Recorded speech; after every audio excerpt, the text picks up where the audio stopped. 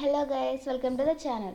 మీరు ఇంతకుముందు వీడియోస్ అనేవి చూడకపోతే please do watch the videos, like, do share and subscribe the channel. ఇంకా మంచి మంచి వీడియోస్ అన్ని మీకు ప్రొవైడ్ చేస్తాను. అండ్ ఈ వీడియోలో మనం ఏం తెలుసుకుంటామంటే ఎన్ఐటెన్ని ఎలా సెట్ చేసుకోవాలి అని తెలుసుకుంటాం. And please don't skip the video, last దాకా చూడండి. అన్ని ఇన్స్టాలేషన్ స్టెప్స్ క్లియర్గా ఎక్స్ప్లెయిన్ చేస్తున్నాను. And each step will give you lots of information. కాబట్టి ప్రతి స్టెప్ని స్కిప్ చేయకుండా చూడండి, మీరు ఈజీగా ఇన్స్టాల్ చేసేస్తారు ఎన్ఐటెన్ని. ఓకే, ఎన్ఐటెన్ మనం యూస్ చేసే ఆటోమేషన్ టూల్. మన దగ్గర ఉండాలి. సో మన పీసీలో మనం దీన్ని సెటప్ చేసుకోవాలి. మనం ఎన్ఐటెన్ టూల్ని సెటప్ చేసుకోవడానికి ఏ వేస్ ఉన్నాయి, ఎలా సెటప్ చేసుకోవాలనేది ఈ వీడియోలో మొత్తం క్లియర్గా ఎక్స్ప్లెయిన్ చేస్తాను. And here how to set up ఎన్ఐటెన్. మనం ఎన్ఐటెన్ ఎలా సెటప్ చేసుకోవాలి? మన డెస్క్టాప్లో మన పీసీలో మనం ఈ ఎన్ఐటెన్ని సెటప్ చేసుకోవడానికి మనకు 2 వేస్ ఉన్నాయి. ఫస్ట్ వచ్చేసి హోస్టెడ్ అండ్ సెకండ్ వన్ వచ్చేసి సెల్ఫ్ హోస్టింగ్ అనమాట. ఎన్ఐటెన్ని సెల్ఫ్ హోస్టింగ్ చేసుకుంటారు చాలామంది, because it is very useful. Hosted చేసుకుంటారు, హోస్టింగ్ కూడా చాలా బాగుంటుంది, చాలా యూస్ఫుల్. రెండింటి గురించి అసలు దీనిల మధ్య తేడాలు ఏంటి, మనం ఏది యూస్ చేయాలి అన్నీ కూడా క్లియర్గా ఎక్స్ప్లెయిన్ చేస్తాను. అండ్ నెక్స్ట్ మనం ఇంకొక స్లైడ్కి వెళ్దాం. యాజ్ ఎ బిగినర్, నేను బిగినర్ని కాబట్టి ఐ యూజ్ సెల్ఫ్ హోస్టింగ్ అనమాట. నేను ఎన్ఐటెన్ని సెల్ఫ్ హోస్టింగ్ మాత్రమే యూజ్ చేస్తున్నాను ఇప్పటిదాకా కూడా. మీకు అందరికీ కూడా అసలు అదంటే ఏంటి, ఎందుకు, నేను ఎన్ఐటెన్ని స్టార్ట్ చేసినప్పుడు నాకు హోస్టింగ్, సెల్ఫ్ హోస్టింగ్ ఇవన్నీ తెలియండి. జస్ట్ ఎన్ఐటెన్ని సెల్ఫ్ హోస్టింగ్ చేసుకోవాలనేది ఒక్కటే తెలుసు, అదొకటే చేశాను. బట్ నేను ఎప్పుడైతే ఎన్ఐటెన్ని కొంచెం రీసెర్చ్ స్టార్ట్ చేశానో నాకు ఇవన్నీ కూడా తెలిసాయి. హోస్టింగ్ అంటే ఏంటి, సెల్ఫ్ హోస్టింగ్ అంటే ఏంటి. Here the video. హోస్టింగ్ అంటే ఏంటి, సెల్ఫ్ హోస్టింగ్ అంటే ఏంటి. హోస్టింగ్ అంటే ప్రీమియం సబ్స్క్రిప్షన్ అండి, ఏం లేదు. హోస్టింగ్ అనేది ప్రీమియం సబ్స్క్రిప్షన్స్ ఉన్న వాళ్ళకి చాలా బాగా వర్క్ అవుతుంది. దీంట్లో ఫీచర్స్ కూడా చేంజ్ ఉంటుంది. ఆఫ్ కోర్స్ మనకు తెలిసిందే కదా, ఏ దాంట్లో అయినా సబ్స్క్రిప్షన్ ఉంటే ఫీచర్స్ వేరే ఉంటాయి, అలాగే సబ్స్క్రిప్షన్ లేనప్పుడు ఫీచర్స్ వేరే ఉంటాయి అని అదనమాట. సెల్ఫ్ హోస్టింగ్ అంటే ఇది ప్రీమియం సబ్స్క్రిప్షన్ ఉండాలి, సెల్ఫ్ హోస్టింగ్ అంటే ప్రీమియం సబ్స్క్రిప్షన్ అవసరం లేదు. ఇక్కడ ఒక్కసారి మనం వన్ టైం ఇన్స్టాల్మెంట్ అనమాట. ఒక్కసారి ఇన్స్టాల్ చేసుకుంటే మళ్ళీ దాన్ని అప్డేట్ చేయాలా, దాన్ని మెయింటైన్ చేయాలి, ఇవన్నీ అవసరం లేదు. అదే ఆటోమేటిక్ అప్డేట్ అన్నీ అయిపోతుంది. ఇక్కడ వచ్చేసి సెల్ఫ్ హోస్టింగ్ చేసుకున్నప్పుడు మనం ఇన్స్టాల్ చేసుకోవాలి, అప్డేటెడ్ వెర్షన్స్ కూడా up to date find out చేసుకుంటూ అప్డేట్ చేసుకుంటూ ఉండాలన్నమాట. ఇది సెల్ఫ్ హోస్టింగ్కి డిఫరెన్స్ అనమాట. మన హోస్టింగ్ ప్రాసెస్ మనం తీసుకున్నట్టయితే మన పీసీ ఆఫ్లో ఉన్నప్పటికీ కూడా వర్క్ ఫ్లోస్ అన్నీ కూడా యాక్టివ్గానే ఉంటాయి. అంటే వర్క్ ఫ్లోస్ అనేటివి మనం పీసీ ఆఫ్ చేసినప్పటికీ అవి జరుగుతూనే ఉంటాయి, జనరేట్ అవుతూనే ఉంటాయి. అంటే సపోజ్ ఇప్పుడు చూడండి, మనం ఇన్స్టాగ్రామ్లో షెడ్యూల్ చేసి ఉంటాం కదా, మన ఫ్రెండ్స్ బర్త్డేకి 12 o'clock విష్ వెళ్ళిపోవాలి అని చెప్పేసి. అది మనం మళ్ళీ ఇన్స్టాగ్రామ్ 12 o'clock ఓపెన్ చేయాల్సిన అవసరం లేదు, ఆటోమేటిక్గా అది సెండ్ అయిపోతుంది 12 o'clock. అవును కదా, బట్ నెట్ ఒకటి ఆన్లో ఉండాలి. అదొకటి. అదే ఎలాగో సేమ్ ఇక్కడ కూడా అంతే. హోస్టింగ్ ప్రాసెస్లో మన పీసీ టర్న్ ఆఫ్లో ఉన్నప్పటికీ కూడా ఆ వర్క్ ఫ్లో అనేది యాక్టివ్గా ఉంటుందన్నమాట. కానీ సెల్ఫ్ హోస్టింగ్ ప్రాసెస్కి వచ్చేటప్పటికి మనం ఏదైనా ఒక వర్క్ ఫ్లో అనేది అది ఆటోమేటిక్గా జరిగిపోవాలి అంటే, అది ఎగ్జిక్యూట్ అవ్వాలి అంటే మన ల్యాప్టాప్ ఖచ్చితంగా ఆఫ్ అవ్వకూడదు. ఇట్ షుడ్ బి అవేక్ అనమాట. అది ల్యాప్టాప్ అనేది టర్న్ ఆఫ్ అయింది, షట్ డౌన్ అయింది అంటే ఒక వర్క్ ఫ్లో కాదు, మొత్తం ఎన్ఐటెన్ స్టాప్ అయిపోతుంది. తర్వాత మనీ కావాలి. హోస్టింగ్ ప్రాసెస్లో మనీ అనేది మనం ప్రీమియం సబ్స్క్రిప్షన్స్ యూస్ చేస్తాం కాబట్టి మనీ కావాలి. బట్ సెల్ఫ్ హోస్టింగ్కి వస్తే ఇది ఫ్రీ ఆఫ్ కాస్ట్. మనం వితౌట్ మనీ అంటే 0 రూపీస్తో మనము దీన్ని నేర్చుకోవచ్చు. ఇక్కడ ఇది హోస్టింగ్ ప్రాసెస్ అనేది ఎవరికి బాగా యూజ్ అవుతుంది అంటే, ఎవరైతే మనీ ఎర్న్ చేస్తారో ఎన్ఐటెన్ యూజ్ చేసి వాళ్ళకి హోస్టింగ్ ప్రాసెస్ చాలా బాగా యూజ్ అవుతుంది. మనం ఎవరైతే లెర్నర్స్ ఉన్నామో, మనం ఇంకా నేర్చుకుంటున్నాం కాబట్టి మనకి సెల్ఫ్ హోస్టింగ్ ప్రాసెస్ చాలా బాగా యూజ్ అవుతుందని నేను అందరికీ కూడా సెల్ఫ్ హోస్టింగ్నే సజెస్ట్ చేస్తాను. అండ్ ఈ సెల్ఫ్ హోస్టింగ్ వల్ల ఏమంటే, మనం నేర్చుకున్న తర్వాత ఎర్న్ చేసుకుంటాం కాబట్టి అంతవరకు మనం ఫ్రీ ఆఫ్ కాస్ట్లో మనం ఎన్ని అయినా అన్లిమిటెడ్ వర్క్ ఫ్లోస్ని మనం క్రియేట్ చేసుకోవచ్చు. ఓకేనా. అసలు మనం సెల్ఫ్ హోస్టింగ్ చేసుకుందామని అనుకున్నాం కదా, ఓకే సెల్ఫ్ హోస్టింగే ఫిక్స్ అయ్యాం. సరే సెల్ఫ్ హోస్టింగ్ ఎలా చేసుకోవాలి అని అంటే, yes here it is. Self హోస్టింగ్కి మన దగ్గర 3 టెక్నిక్స్ ఉన్నాయి. ఏమేమి అంటే NPX అనేది ఒకటి, అలాగే గ్లోబల్ ఒకటి, తర్వాత డాకర్ ఒకటి. గ్లోబల్ని మనం ఏమంటామంటే ఎన్పిఎం అని కూడా అంటాం అనమాట. మనమందరూ లెర్నర్స్ కాబట్టి self hosting is the best option. మనం సెల్ఫ్ హోస్టింగ్ అనేది 3 వేస్లో చేసుకోవచ్చు. సెల్ఫ్ హోస్టింగ్ చేసుకోవడానికి మనం ఎన్పిఎక్స్ ఆర్ ఎన్పిఎంని తీసుకున్నట్టయితే రెండు సేమే అనమాట. 2 వర్షన్స్ సేమే, ఎన్పిఎం అలాగే ఎన్పిఎక్స్ కూడా. ఇక్కడ ఏమవుతుందంటే ఈ మీరు ఎన్పిఎక్స్ ద్వారా ఎన్ఐటీని ఇన్స్టాల్ చేసుకోవాలనుకున్నా లేదా ఎన్పిఎం ద్వారా ఎన్ఐటీని ఇన్స్టాల్ చేసుకోవాలనుకున్నా మీకు ఫస్ట్ Node.js అనే అప్లికేషన్ మీ దగ్గర ఉండాలన్నమాట. Node.js అనే అప్లికేషన్ని మీరు ఎప్పుడైతే ఇన్స్టాల్ చేసుకుంటారో అప్పుడే మీకు ఈ నోడ్ ఇవన్నీ కూడా ఎన్ఐటీని ఇన్స్టాల్ అవ్వడం ఇవన్నీ స్టార్ట్ అవుతాయి. ఎన్ఐటీని వాడాలి అంటే ఈ Node.js ఫస్ట్ బేసిక్ ఉండాలి. ఈ 2 మెథడ్స్లో అంటే ఎన్పిఎక్స్ మెథడ్ కానీ ఎన్పిఎం మెథడ్ కానీ యూస్ చేయడానికి Node.js అనేది రెండింటికి కామన్ ప్రాసెస్ అనమాట. Okay, how to install Node.js ఎలా ఇన్స్టాల్ చేయాలి అంటే just go to your favourite browser, అది ఏదైనా కావచ్చు. మీ ఫేవరెట్ బ్రౌజర్కి వెళ్ళండి, జస్ట్ సెర్చ్ బార్ Node.js అని సెర్చ్ చేస్తే మీకు ఇక్కడ ఆప్షన్స్ వస్తాయి. Download node. మీరు ఈ డౌన్లోడ్ మీద క్లిక్ చేసి మీది ఏదైతే వర్షన్ ఉందో, అంటే మీది విండోస్ అయితే విండోస్ చేసుకోండి, లేదా వేరే ల్యాప్ సిస్టమ్స్ అయితే వేరే యూస్ చేసుకోండి. నాదైతే విండోస్ కాబట్టి నేను ఆల్రెడీ Node.js ముందే ఇన్స్టాల్ చేసేసుకున్నాను. So I'm not installing now.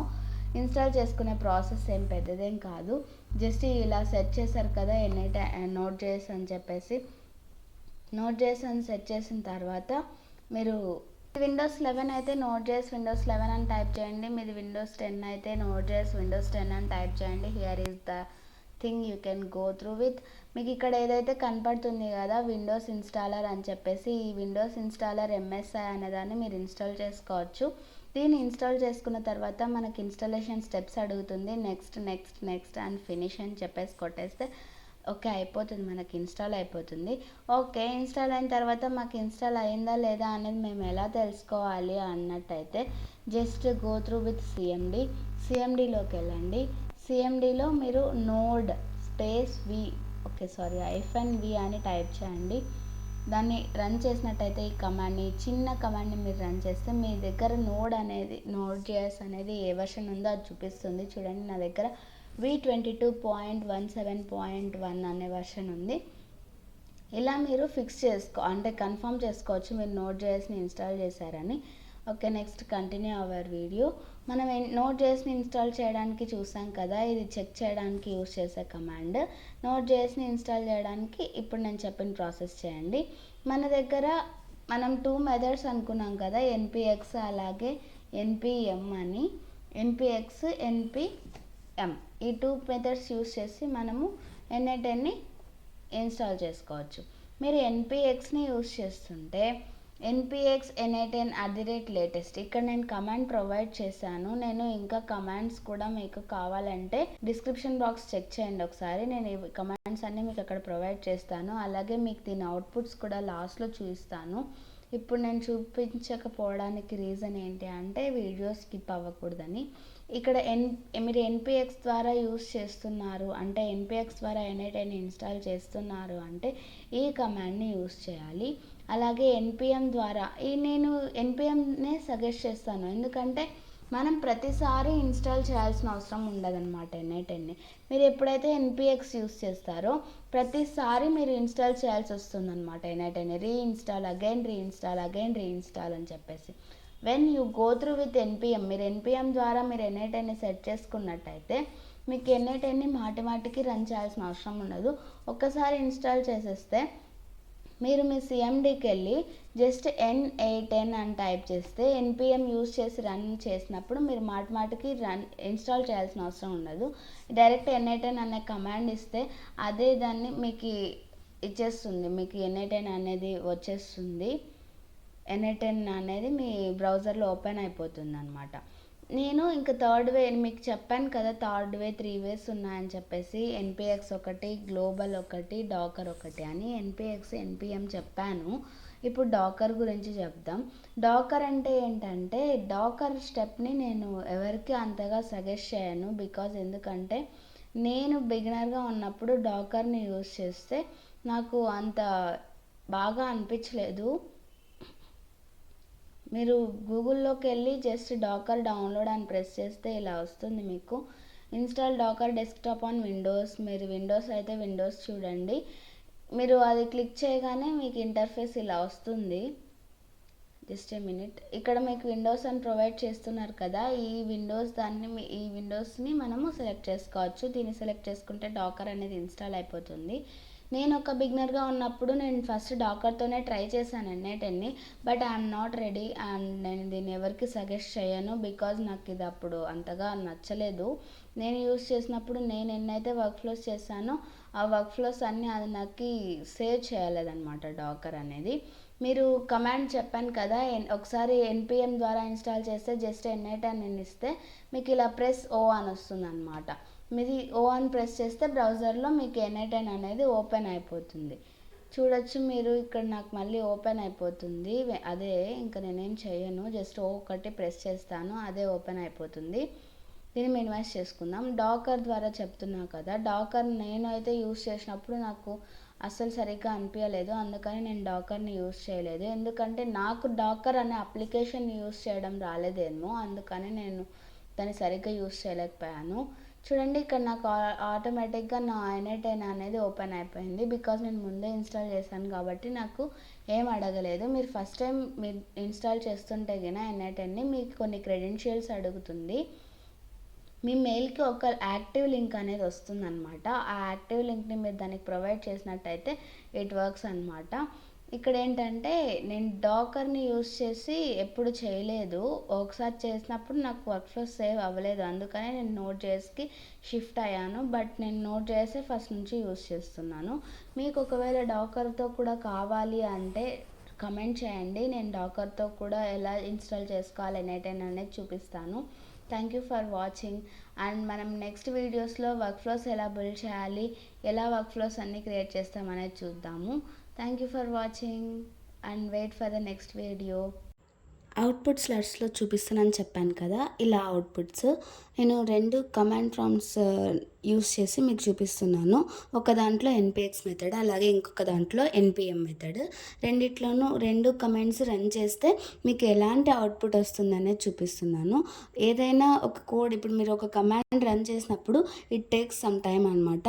Depend upon your net speed, మీకు ఇంటర్నెట్ స్పీడ్ ఎంత ఉంది అనే దాని మీద బేస్ చేసుకొని అది టైం తీసుకుంటుంది. 2 కోడ్లు మీకు రన్ చేసి చూపిస్తున్నాను. అవుట్పుట్స్ అయితే రెండింటికి సేమ్ వస్తాయి. బట్ NPX మెథడ్ ఏదైతే మీరు చూస్తున్నారో NPX మెథడ్ అనేది ఫాస్ట్గా అవుట్పుట్ ఇస్తుంది అనమాట. NPM మెథడ్ అనేది లేట్గా అవుట్పుట్ ఇస్తుంది. NPM అవుట్పుట్ అయిపోయిన తర్వాత లాస్ట్లో మీరు N8N అని రన్ చేస్తే మీకు అవుట్పుట్ అనేది ఈజీగా వస్తుందన్నమాట. N8N అనేది మాత్రమే ప్రతిసారి మీరు రన్ చేస్తే సరిపోతుంది. అదే NPXలో అయితే ప్రతిసారి మీరు రీఇన్స్టాల్ చేస్తూ ఉండాలన్నమాట, అగైన్ అండ్ అగైన్. రెండింటికి సేమ్ పాయింటే, మీరు జస్ట్ ప్రెస్ O అని చూపిగానే O ప్రెస్ చేస్తే సరిపోతుంది, మీకు వర్క్ ఫ్లో ఆటోమేషన్ స్టార్ట్ అయిపోతుంది.